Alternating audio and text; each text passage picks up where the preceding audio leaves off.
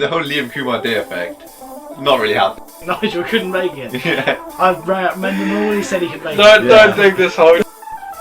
Phil, credit to the guy, he always manages to do well what he has, but he is a shocking person on that. You guys got a trophy? No. It was pre-event. No, my life from Rashad Mendon. Right, you go. Cancel. I'm a tag, Jack. I'm a fucking tag. Back with another episode of the LOC Report, and it's a good one because fantasy football is back. Week 1 is in the books, and I'm joined by someone who is also recently back from Sardinia, no less. Coach Nathwani of the Dream Team. How's it going, Coach? Very well, very well. Hope everyone's enjoyed the first week of fantasy, win or lose. It's been fun. You had a bit of a rough week, which we'll get to in a bit, but I'm sure you're as happy as anyone that fantasy and football is back.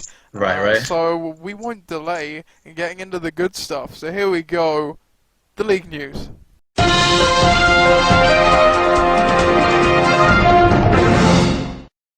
So we're going to start off with some injury news here. We're Gridiron Gang to begin with. Deshaun Jackson, no less, I think, on the first drive, or if not one of the first drives.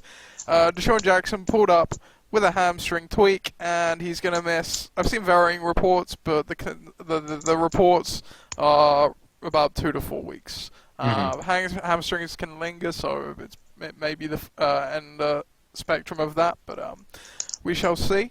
And we've also got ADRZ. Delaney Walker suffered a hand injury in the win against the Buccaneers.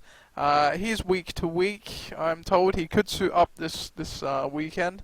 He might not. We'll see how that goes. Wasn't even a starter for ADRZ on Sunday. Tom's Tyrants. This is a big one. I'm sure you want to give your piece on this. Yeah. Des Bryant. With a foot injury, broken foot, a Jones fracture, no less. And the timetables on this are really wild. Some range from as little as 4 weeks, and some to as much as week 12, week 14 kind of time. What we can say, though, is it's a minimum of a month. How big is this for Tom Sirens? I mean, it's pretty big. It was his second, it's like the 13th overall pick here. And it's a bit of a wide receiver heavy team, so I guess he has a bit of depth to manage. But I mean, he was really looking at Des Julio carrying his team. So. Oh yeah, absolutely. Forge Flyers, CJ Anderson suffered a sprained toe in last week's game. He's day to day. Was limited in practice yesterday. He's got the early game this week, Thursday game, so he'll want to check his stats for that one. Maybe could see Ronnie Hillman getting a few more snaps. Iknan, big blow to their running back depth early. Andre Ellington suffered a PCL sprain. He's week to week. Murmurs that he could play this weekend, but I wouldn't count on it. Very firmly week to week. And also Mike Evans missed football on Sunday, did not get the start with a hamstring. He almost suited up. I would consider him day-to-day and probably quite likely to suit up this weekend. The Tuckfards, T.Y. Hilton, initially diagnosed with a knee injury. Again, there were varying reports on this. Initially thought he could miss a few weeks. Now, I think it's very much more day-to-day, more about pain management and swelling. Could suit up this weekend. Reggie Bush, suffered a calf injury as well against the win over the Minnesota Vikings. He is week to week, I have heard as well. Finally, Pakistan, Trey Mason missed Sunday with the hamstring injury. He's also day to day, much more likely to suit up this weekend if he's feeling good. So, all in all, I think good week 1 for injuries. You know, you expect some injuries. Yeah. You can't ask for more than a few minor week to week ones. Yeah. So with that, we'll go straight to the transactions. Obviously, waivers were today. I don't believe you claimed anyone. Yeah, I was actually a bit AFK yesterday, so I missed out on any. Well, I missed out on Terrence Williams or whoever the big receivers were. I think Terrence Williams already owned. It's odd because I think was taken, yeah. Yeah, I mean, we're a 12-team league now, as we know, and that means a bit slimmer pickings on the waiver. But I think that coupled with there wasn't a breakout guy like we've had in previous years. Like last year we had a Justin Forsett. Before that, like a No-Show Moreno. There wasn't a guy like this year. So very, very tepid week 1 waiver. But still plenty of movement. Oh, absolutely plenty of moves. So we'll get off here, and this one anyone could have called. The Tuckfards added wide receiver James Jones and dropped Reggie Bush. Thoughts on that one? Yeah, standard. Bush is injured. I mean, James Jones looked to be a vulture. He's just like a Tuckfards kind of guy, isn't he? Exactly. He had him in season past, and if Phil jumps on the bandwagon of any receiver going, so that's that. Jeff Seals added Marcel Reese. They dropped Jonas Gray and Reggie Wayne earlier in the week. Obviously, just looked at the waiver wire there and saw top scoring player, but who knows? He did score 2 touchdowns. He is a very skilled player, so you never know. Why not? Benesestes added Dante Moncrief and dropped wide receiver Kenny Stills. Moncrief obviously could be in line for a big bump in targets if Hilton were to miss any time. Also, Andre Johnson did not look good in the first game. I know it's a tough matchup against the Bills, but he looked his age, I think it's fair to say. So could be an interesting add there. Bedenettis added Marcus Mariota and dropped Andre Williams. They drafted Marcus Mariota, but he was soon one of the first cuts after the draft. Andre Williams has flip-flopped on the roster too. Thoughts about that one? Yeah, why not? 4 touchdowns. He could have like an RG3 type rookie season, so why not, Absolutely. And let's not forget he has got Peyton Manning who is another player that really looked his age on Sunday. Gridiron, and watching that game, by the way, was worse than watching Kansas play Kansas. There was not an offensive touchdown. It was that's true. It was horrible. Gridiron Gang added the Ravens defense and dropped Minnesota Vikings defense. Tuckfards added Robbie Gold and dropped Graham Gano. Jeff Seals added Tavon Austin, another one looking at the top scoring option. But who knows? They're going to manufacture touches for him, as they did. One of his touchdowns was a return, but another one was a manufactured run, so who knows?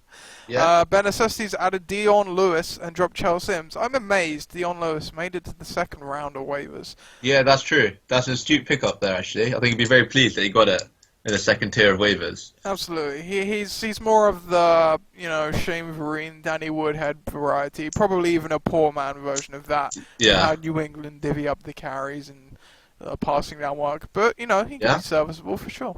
Gridiron Gang added Carson Palmer and dropped Jay Cutler. The Tuckfards added Alex Smith and dropped Joe Flacco. Who cares?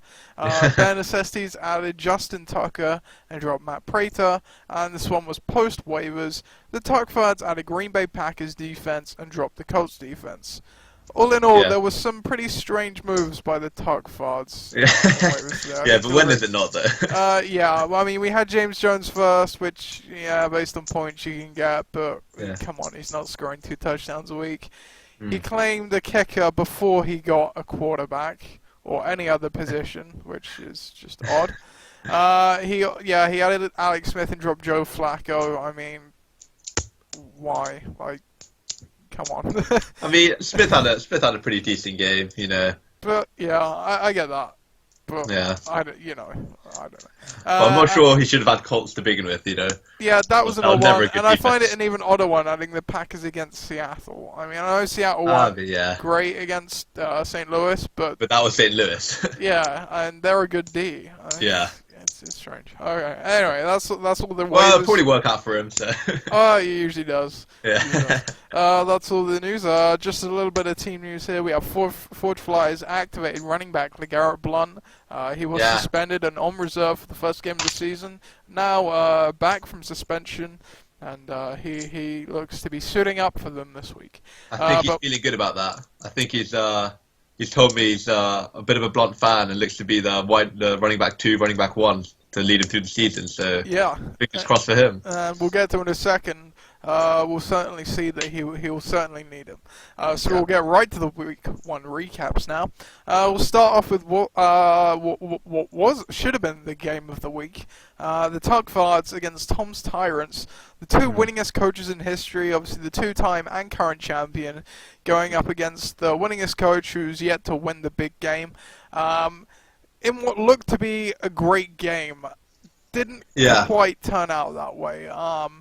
It was a very one-sided game. 132, which was the week highest score, which you would have expected almost from Tom's Tyrants, to 73 for the Tugfards, which I believe was the lowest scoring total of the week. It was, yeah. And I don't know. Tom's Tyrants mightily impressive in this game, no doubt. 22 points from Chris Ivory, 26 from Julio Jones, 22 from Tyler Eifert, 18 from the Jets D. It was a good performance all round, really. Yeah, very impressive considering the quarterback just got 15. So exactly, shows a good squad there. They got 2 bench running backs who showed well as well. Danny Woodhead and Amir Abdullah, both going for 18 and 15 respectively. Shaping up as a nice roster. Obviously, the Des Bryant injury. Nice. The Des Bryant injury is impactful, but they look to be able to survive. Yeah, I think they can get past it as well. Yeah, for sure. However, the Tugfards, I don't want to give them bulletin board material here, but is their run coming to an end? I mean, this team was it's week 1, so we can't jump to conclusions, but 73 points, which actually, funnily enough, I think is what they posted for week 1 of last season. So maybe we're talking about nothing here because they came back to make the playoffs anyway. But they did win in week 1 last year. Matt Ryan was the I guess you could say probably the lone bright spot here. 20 points. It's not great, but it's a good week for a quarterback. Mark Ingram got 12, nice pitch in from the RB2. Joseph Randall, their flex, got 10 as well. That's reassuring. I think it's reassuring to see that Joseph Randall led with touches. So I guess he could take some solace in that. Absolutely. But I think the big thing here is the 2 receivers of the same team. I've never really seen it happen before. And I guess this is why, Yeah, I mean... It doesn't work out. I made the comment after the draft that, you've got 2 receivers on the same team. It's going to be an issue for you. And he couldn't understand why. And, well, this week was the perfect example. They have a tough matchup. Both of them, they combined for 10 points, basically. Yeah. I mean, we know Hilton's one of them, and he's got that injury now, so he may even not have him. But it's tough. The other big thing here as well was Adrian Peterson did not have a good week 1. I'd chalk that more up to probably a 49ers defense being better than anyone expected. Yeah. You'd expect him to bounce back. But, I mean, it's another kind of typical Tugfards roster where they're going to have those 2, 3, maybe 4 guys that they really rely on. And then they're going to need the other guys to pitch in on any given week to kind of push them over the top. Right. Which is how they've done in the past. I just don't know if it's going to work for them this season. Yeah. We'll see. Who knows, though? Who knows? So we'll get to our next game here. We'll get yours out of the way quickly, as I'm sure you'll be glad to hear. ADLZ versus the Dream Team. Storylines coming into this one. Obviously, you're looking for a return to the Corona Bowl this season and a win, hopefully. And ADLZ is just looking to bounce back from what was it was an okay year. He had an auto-drafted team. He did well with what he had. Yeah. All things considered, not a great year. Wasn't a great game, but I think it was definitely close to the end, to be honest. Yeah. It was a low defensive battle, 85-75 to ADLZ. What's your take on the game? Yeah, I mean, a little disappointing on my end. I guess the matchups weren't ideal, but I'd like to have seen more from my early draft picks, a bit more out of Justin Forsett, a bit more out of Shady, And Devontae Adams, those are my first 3 picks, and I guess the magic didn't really happen with them. So I guess hoping going forward, I'd like to see a bit more out of them. And I think this is a game I could have won with 85 points. You've got to hope to be able to beat that if you want to, make playoffs. So I guess, looking forward, I think the matches are better next week. But let's see. Absolutely.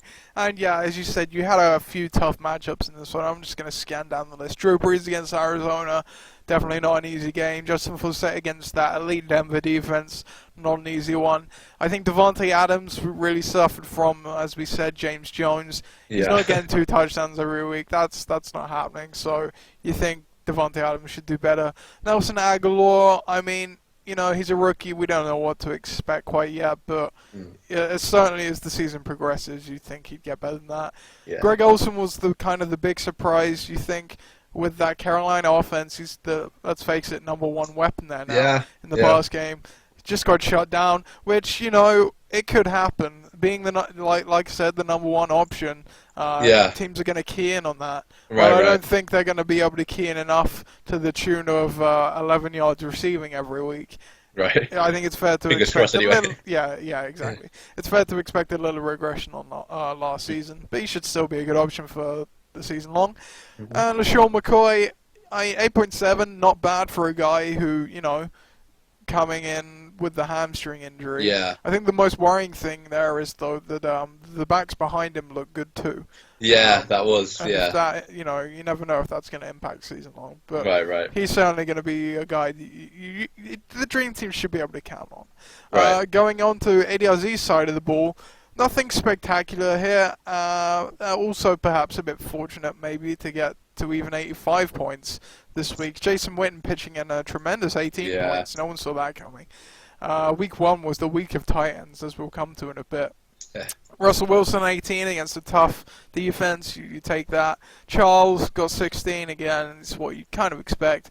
And a big pitch in from the Dolphins defense with a 16 points there as well. So too early to, week 1 you can never judge a team on its week 1 performance. But I think it's fair to say 2 bad weeks for these teams. Looking to bounce back next week for sure. Yeah.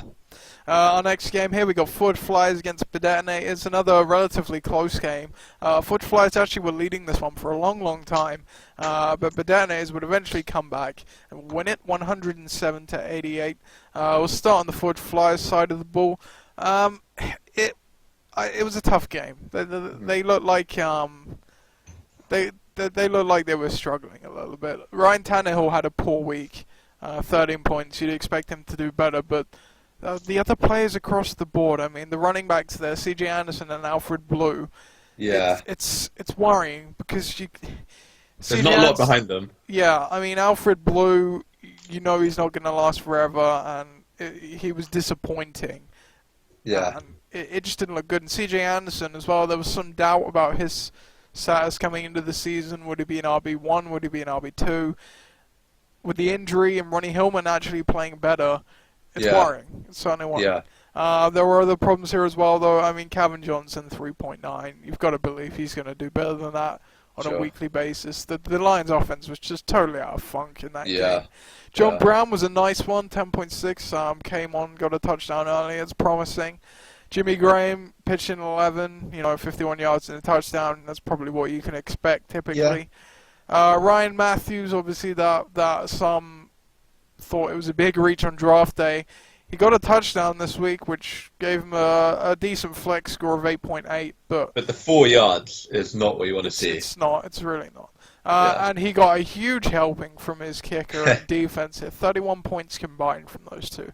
Definitely not going to be able to count on that every week. That's true. On the other side of the ball, the Detonators, coming into this obviously before week 1, they were number 1 in the power rankings. They looked to have a good team.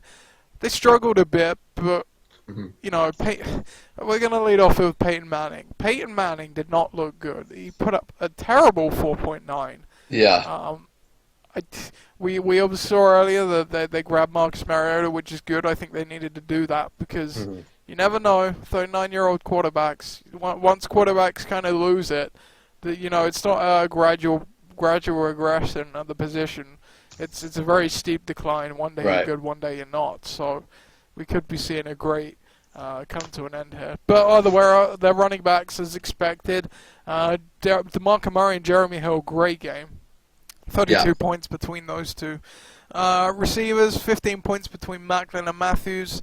Solid yardage. Give those guys a touchdown, which they'll no doubt get on some weeks, and they're absolutely fine. We'll skip over the tight end because who cares unless it's Gronk or Graham. Rashard Jennings pitching a nice 11 points. That was with a touchdown, so some weeks you'd expect him not. And really, though, the kicker and defense here, this was a game of kicker and defense. Right, yeah. 39 points between the kicker and defense. Incredible. Your takes on this game? Yeah, I mean, my heart goes out to Ford Flyers. I thought they put a ball strategy in the draft, but I'm a bit worried it might not pan out for them season long. I think they put a lot of money on LeGarrette Blount becoming that guy. And hopefully C.J. Anderson capturing his last year form. But, I mean, I'm a bit worried about them. Ollie, on the other hand, I think he's got a very solid very solid roster. And I think he'll be absolutely fine. And I think those running backs will get him through to playoffs, I reckon. Absolutely. And you take a look down at the bench here as well. Vincent Jackson, 51 yards, that's fine. Darren Sproles, really surprised. He had that good week one last year, so don't expect that to continue. But, maybe flex-worthy in a pinch. Kendall Wright as well, that looked good. Marcus Mariota, very good in the short game, very precise. So he looks to have a decent year too. And obviously Terrence Williams will circle here. Now the number one receiver with the Des Bryant injury for certainly the next month. He could be good too. So it looks like a very good Bedarnaise team. Mm-hmm. Moving on to Romosexuals and the Bear Necessities game. This was kind of a barnstormer. Bear Necessities really jumped out to a big lead. They were over 100 points before the end of the 6 p.m. games. It was a great performance, but the Romosexuals hung in there. They had a few players late, and boy, did they come back and get this one, 123 to 113. And I'll let you take the talk on this one initially. This was incredible.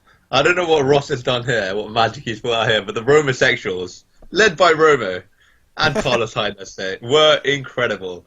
2 players not scoring a single point, which weren't like nobody's either. This was like one of the highest rated kickers and a very solid wide receiver, Sammy Watkins, both scoring 0. Nothing really out of Odell Beckham or Brandon Cooks. Again, very highly reputed receivers.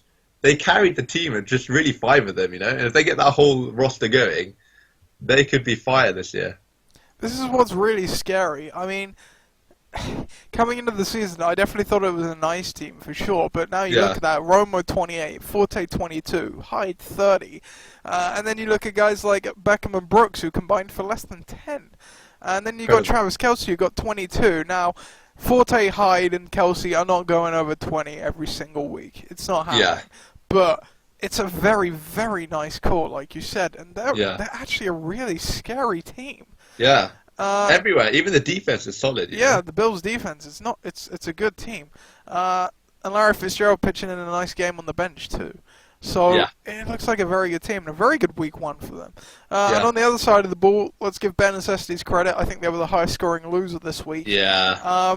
But they got there in a kind of similar way, but from different places. Right. Andrew Luck, 21 points against that tough defense. I think you'll take that. And Rob Gronkowski, 27. Obviously, incredible week. Seahawks D with 21 as well. And then you got guys like Brandon Marshall pitching in at 12. They're definitely going to be relying on a few guys and having pitching performances, which they got. Stewart got 8, Yeldon got 6, Sanders got 6.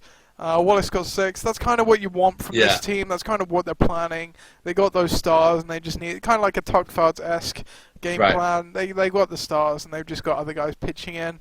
Wasn't enough this week, but for the season long, they should have an okay season, I think. For sure.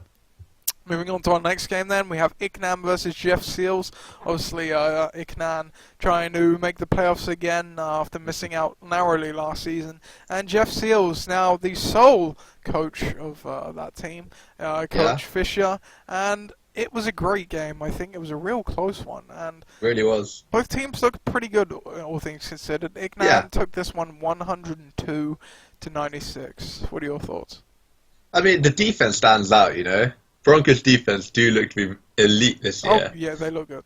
I mean, and I thought Texans also looked good coming in on paper, but 3 points against Kansas City. I mean, I think Jeff Seals could feel a little disappointed with that. A 20-point disparity between each respective defense. They could have got a W here. Seems unfortunate, but I think Jeff Seals have a very solid team, bar perhaps the running back position. And I think they should be okay. They should be around. They could be around 500 this year. Iknan with his 3 receivers in the first 3 rounds could just pay off. Yeah, absolutely. And we'll start with Iknan here. So obviously, without Mike Evans this week, they still managed to put up 100 points. And there was more on the bench. They're going to be streaming quarterbacks all year long. Phillip Rivers actually outscored Looks Cam good, here, which I guess you'd probably expect season long, considering the lack of weapons in that Carolina offense. But as you say, Iknan on the back of those 3 receivers, only one of which actually had a nice game this weekend. you think they're going to have a nice season. Metellus Bennett had a nice game too. He looked good. The running back, though, it's going to be concerning. I mean, Giovanni Bernard got 8.8. Am I going out on a limb to say that's probably among the highest points? Yeah, I think you're right. He's not going to steal touchdowns. Yeah, so unless he gets a couple cheeky receiving touchdowns, he's not really going to rush for that many. Absolutely, and the worrying thing here as well is Andre Ellington now injured. He's only got 2 backs on the entire roster, and the other one is Matt Jones, barring Arian Foster until he returns. That running back situation is ugly. It is. There's no other way. It's the worst in the league. There's no other way. For sure. But yeah, they're going to score points. It's a typical Ignan team. They're going to get roughly the same every week, you'd feel. Yeah. But probably have a bit of a capped upside. Looking on the other side of the ball, Aaron Rodgers, as advertised, a 30-point game basically. I think the running backs are promising. I definitely do. Detroit was a tough matchup for running backs. Melvin Gordon, I don't know if you saw any highlights, but Melvin Gordon had a fantastic play where he essentially kind of did a front flip over a defender. I did not see that, actually. Stuck the landing and would have scored had his forearm not just touched the floor. It was incredible. He looked good in this game against a tough defense. You worry that Danny Woodhead came in also the red zone. Also looked good, right? Yeah, he looked good, but you got to think as the season progresses, he's going to get more trust and more work. So I think as it goes on, Bishop Sankey as well, definitely not going to expect a 20-point game from him every week, but he certainly looked like the lead dog in what was expected to be a heavy committee. So he did get pulled out on goal line for Terrence West from time to time, but with those yardage, I think he'll be okay. And the receivers here as well, Edelman, 10 points, you'd say, without a touch, that's probably his ceiling. Ocean Jeffrey, you'd probably expect to do better, obviously, a bit hobbled coming into this game as well. And Amari Cooper, you think, would do a bit better as well. But I think, all in all, I think they're in store they're definitely in store for an okay season. Yeah. And our last game here, Gridiron Gang versus Pakistan. Storylines coming into this one, obviously Gridiron Gang narrowly missing out on playoffs last year after their rebound season, trying to get off to a good start, trying to win their first ever Week 1 game, no less. And Pakistan, newly anointed franchise, had the coaching experience of 1 year, but didn't have the stain of the record. But, off to a losing start here, and not for a fault for trying. Both teams had a great week, 124-95. Yeah, very solid actually by both teams. I think Gridiron Gang should be very pleased with this. He's got some his picks panned out, and even his streaming tight end panned out. So you definitely can't complain with this. Absolutely. So So I mean, right off the bat, I got 124 points with an injured wide receiver who got a grand total of 0. But around that, just some great totals that I'm not going to be able to count on every week. But Tom Brady, 35. DeAndre Hopkins, 23. And as you said, Austin Safarian Jenkins, 23. Incredible. I think the sky must be falling that not only did I win in week 1, but I actually made every decision correct this week. Basically. I don't know if this will last too long, mate. How long track record, but who knows, man? But the running backs, Lamar Miller, Eddie Lacy, combined for about 22. Solid week out of those two. You'd even feel that they might even be able to do better than that. Yeah. In some weeks. Yeah. And kicker defense pitched an okay game too. But really, I'd like to focus on the other side of the ball here. Pakistan, across the whole team, they only scored 2 touchdowns, but still put up 95 points. When you can do that, it's a very good sign because on average, you think you're going to score more than 2 touchdowns every week. So to put up 95, pretty much just on yardage, it's a very good sign. Roethlisberger, 20 points. You feel he'll do better some weeks. Lynch and Morris, neither of them got a touchdown. Both got 12 points. I don't know if Morris gets that yardage every week. He very rarely gets that kind of yardage. But you should certainly get a touchdown here and there. Randall Cobb, low receiving yardage, but got the touchdown.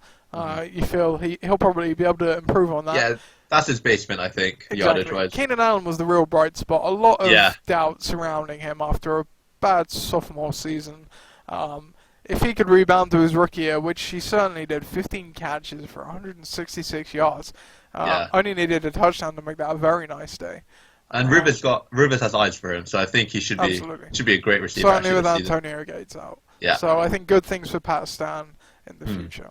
Now we'll go on to the power rankings, and as always, as I said a bit earlier, you cannot judge what happens in week 1 and extrapolate it the season long. You know, teams have bad weeks at times throughout the year. Week 1 is no different, so you can never draw conclusions from week 1. Right. But have you read the power rankings? I have read the power ranking. Your thoughts on them? I'll just run down the names. I think, yeah, go on. Yeah, so we have Tom Torrance at 1, Romosexuals at 2, Bedetinators at 3, Gridiron Gang at 4, Ben SSD's 5, Iknan 6, Padistan 7, Ediazi 8, Jeff Seals 9, Forgeflies 10, The Dream Team 11, and the Tuckfards 12.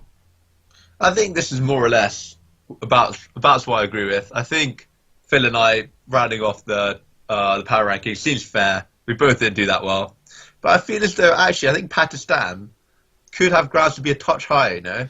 Yeah. For me, I have them ahead of Iknan. They seem a bit, they're just not in great shape with running backs. You have made the point. So that's, I guess, the only thing I'd change. Pakistan a touch higher. Yeah, absolutely. And I think the only reason I kind of just gave the benefit of the doubt to Iknan was because they were without their third-round draft pick. Right. So we don't know. You know, they didn't get a great amount from the running backs, and I think Mike Evans can probably compensate for that. Fingers crossed for them, yeah. And then obviously they've got Foster coming back too, so yeah, at some point. yeah. But yeah, I definitely I moved Pakistan up. I made that a point. Bottom of the power rankings certainly weren't going to be there again. Right. Definitely justifiable to be maybe even higher than that. So we'll move on to the week 2 matchups now. 1 week in the books. Oh, before we do that, we will take a quick look at the standings in each division. So obviously we've got 3 divisions now, so making playoff scenarios even more interesting come near the end of the season. So in Division 1, the Southampton division, 2 teams, one in this one. Tom's Tyrants lead off 1-0, the highest scoring total, followed by Bedetinators also at 1-0, with Ben SSDs and the Dream Team at 0-1. Portsmouth division, only 1 team at 1 in this division, and I don't know if this is going to be the story for the season, but coming in, it certainly wouldn't have surprised people, perhaps. Yeah. Jeff Seals, Padistan, and Forgeflies all starting 0-1.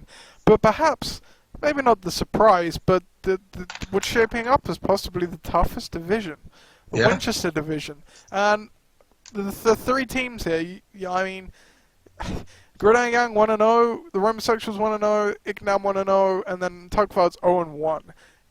Yeah, it's not looking good for the Tugfards here. They really need to. They can't fall behind everyone in the division, you know. Definitely not. And you know, in previous years, the Tugfards have been a really good team, and if they become that again, this makes this division really interesting. Right. I think, but yeah, certainly they're behind right now, and they're going to want to get a win this week. So with the week 2 matchups, let's see, what's our game of the week here?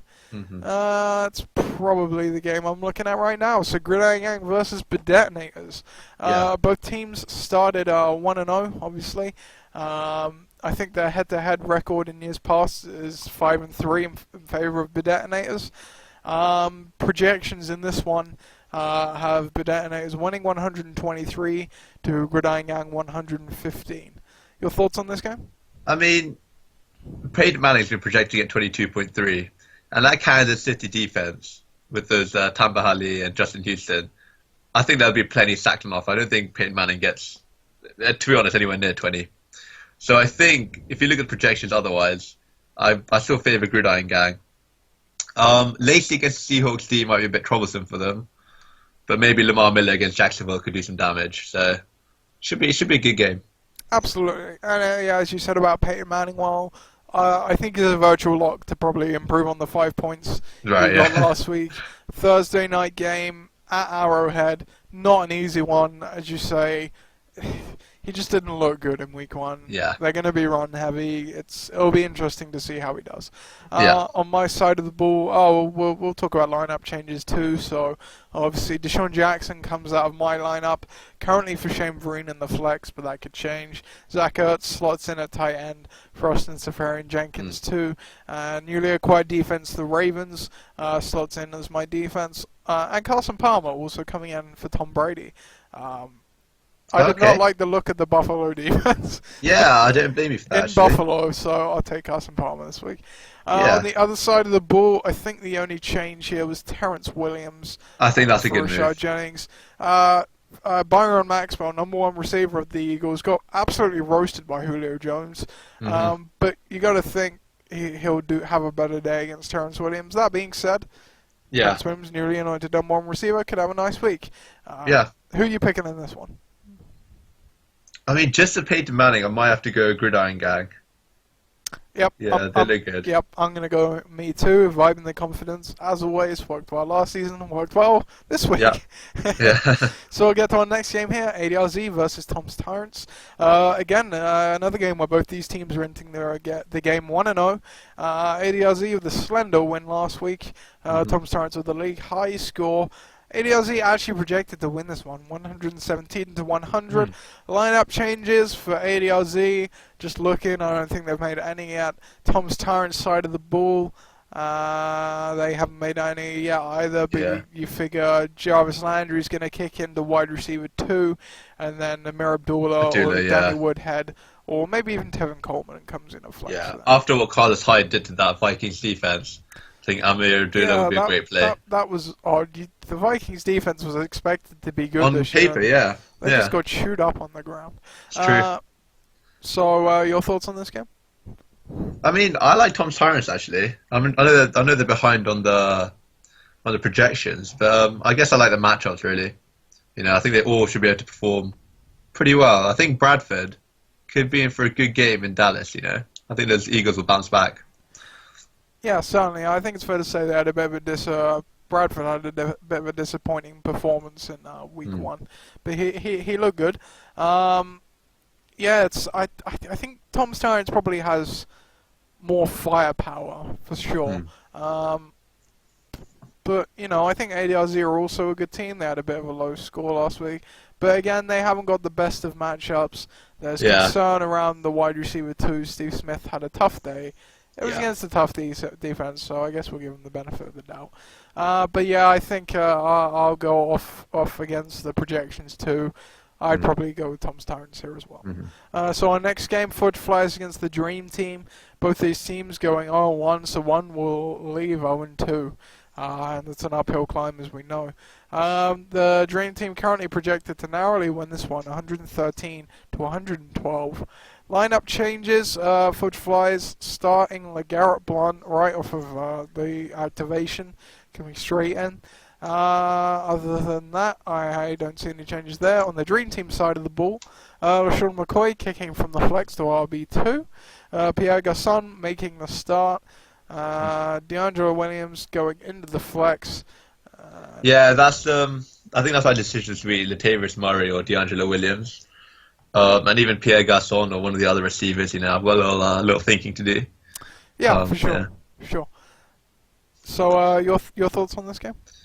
I think it's going to be pretty close. Blunt against Buffalo, I'm pleased with that. I think that's who he's against, you know.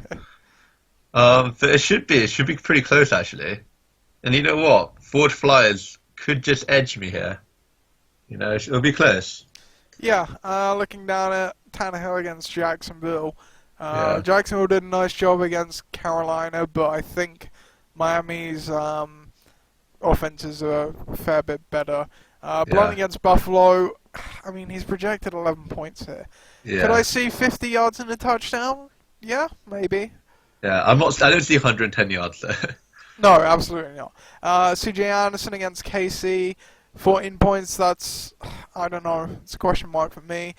Calvin Johnson, you figure, should have a nice game. That Minnesota defense should be better, maybe, I don't know, but he's just a player. John Brown, I mean, they're okay, but I think all in all, I think I probably like your team more. That Tampa Bay defense just looked horrid in week 1. I'm banking on Breeze. Forsett against Oakland, McCoy against New England. New England in week 1 also went tremendous against the run. You figure they're going to key in on McCoy, but you know, the receivers are tough. They're definitely tough. They both got bad matchups. But as you say, options on the bench as well. Just looking, I guess you could play Aguilar again, maybe. But I wouldn't be counting on the receivers this week. Also, you think it's going to he's going to bounce back, and then your flex running back. I think either one you play, to be honest, is a really tough matchup. So Right. I think on paper these teams have good players, but some of them just have really tough matchups. Yeah. Yeah, this is a tough one to call.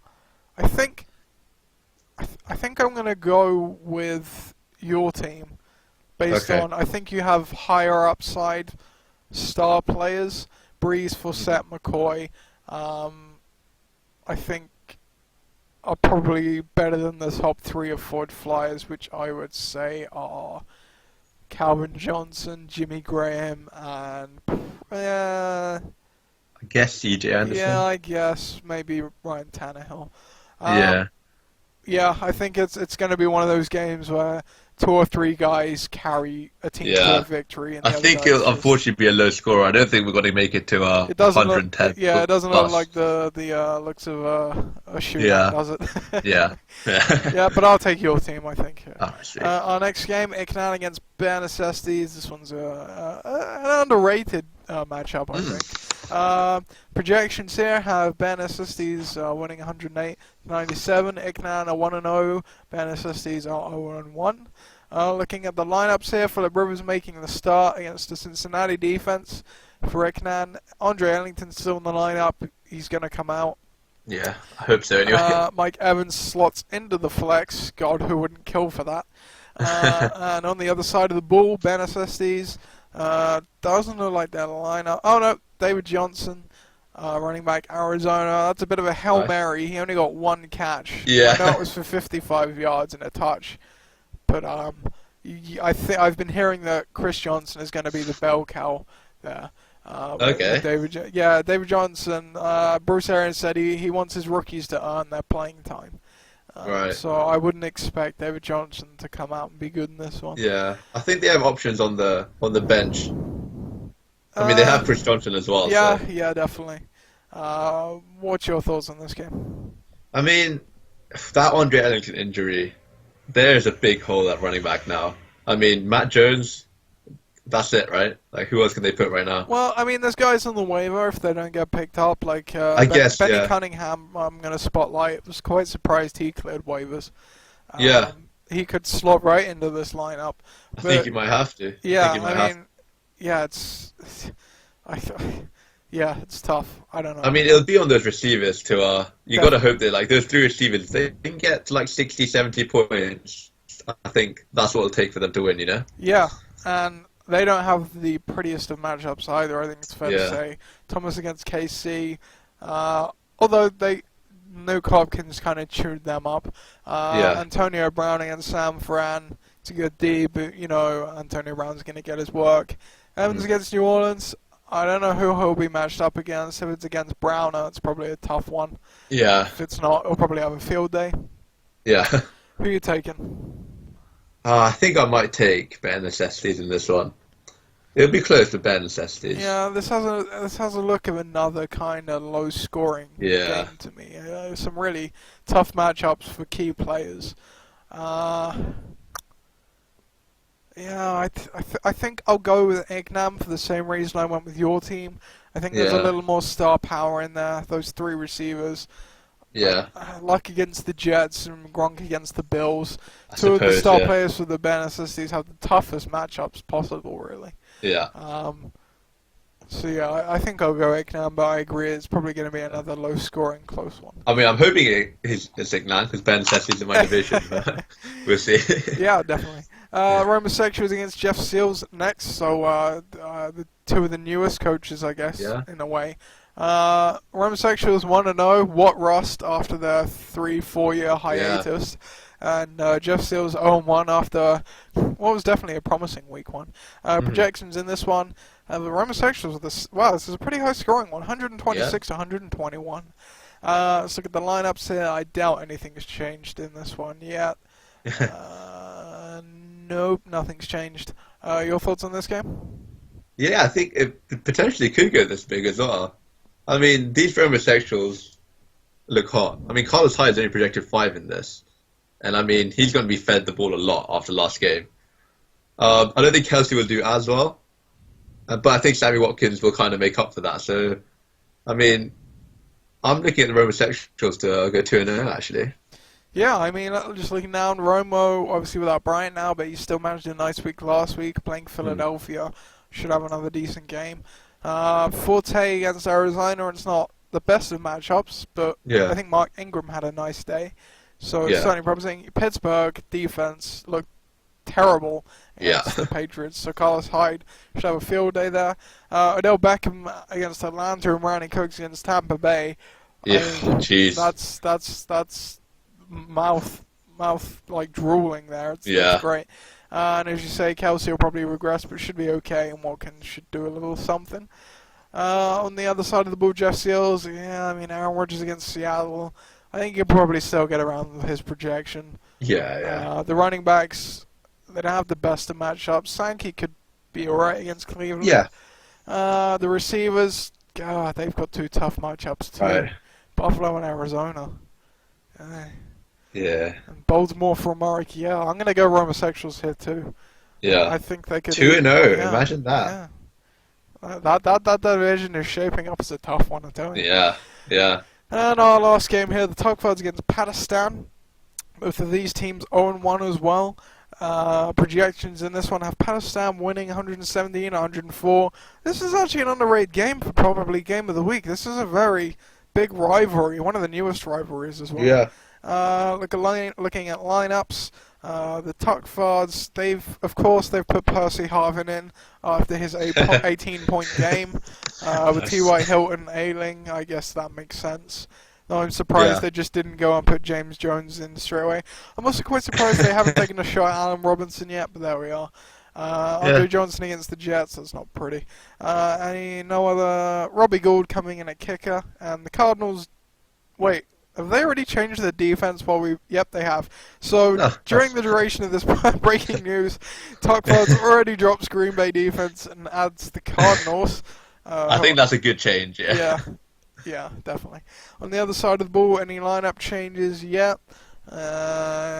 Looks to be the same right now. Thoughts on this game? Yeah, this could be a very tasty game as well, you know. I think you got to think Tugfards have bounced back from 75 points to get to at least 100. They do still have a pretty solid team on paper. Their running back should be enough to get 100 points. But I don't know, perhaps might not be enough with this hot Pakistan team. Yeah, I mean, just looking at it, Ryan's got a nice matchup. Ingram's got a nice matchup. Peterson's matchup isn't the best, but you got to figure he improves on last week. Percy Harvin, I mean, come on. No one would be surprised if he put up a big fat 0. And Johnson against the Jets, that's not a good one either, I don't think. I think he'll get Revis. Yeah, maybe. TY out now. Yeah, so, and on the other side of the ball, Pakistan, Roethlisberger's got a bit of a tough matchup against that Sam Friendly. Lynch against Green Bay, he'll probably have a nice day there. Forte ran all over those guys. Morris against St. Louis, that's a tough matchup.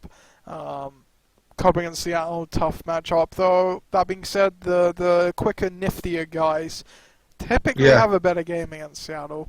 I guess it just depends how his shoulder's doing. Keenan Allen against Cincy. I mean, he was a target hog last week, so that looks to continue. Crowell has a nicer matchup against Tennessee than he did in Week 1. Yeah, it's going to be a close one, I think. But I'm going to go Pakistan too. Yeah, I think I'm going to go Pakistan. Yeah. Right, cool. So that's the Week 2 matchups in the books, or previewed anyway. So you're around this Sunday? You around this Sunday? Yes, I will be actually. Yeah, I leave for university on Monday, so I'll finally watch the games. Yeah, we should have a good turnout. I think Pat said he'd come Sunday.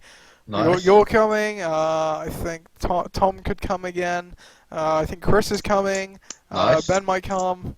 Obviously, my dad's there. Ross might come if he's around. Maybe someone can drag Charlie along.